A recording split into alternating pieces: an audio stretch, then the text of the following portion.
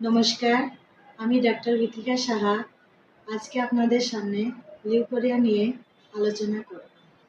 Leucorrhoea সাধারণত 15 থেকে 45 বছর বয়সী নারীদের মধ্যে সবচেয়ে বেশি দেখা দেয়। ছত্রাক সংক্রমণের কারণে লিউকোরিয়া হয়ে থাকে। প্রথমে জেনে নেওয়া যাক এর উপসর্গগুলো। জনিদিসে চুলকানি, বমি বমি ভাব, পেটে ভারী বোধ করা, বিষণ্ণতা বা খিটখিটে ভাব, পায়ের পেশিতে টান ধরা, শরীর দুর্বল লাগা, মাথা ঘোরা। লিউকোরিয়া দেখা দিলে দেরি না করে রেজিস্টার ডাক্তারের শরণাপন্ন হতে হবে। সেই সাথে সংক্রমণ প্রতিরোধ করার জন্য জীবনধারায় পরিবর্তন আনতে হবে। হাইজিন মেনে চলতে হবে। বেশি করে পানি পান করতে হবে।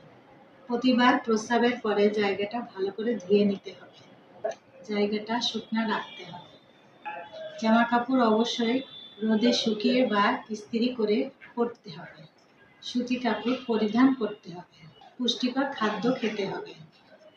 সাথে থাকার জন্য সকলকে ধন্যবাদ।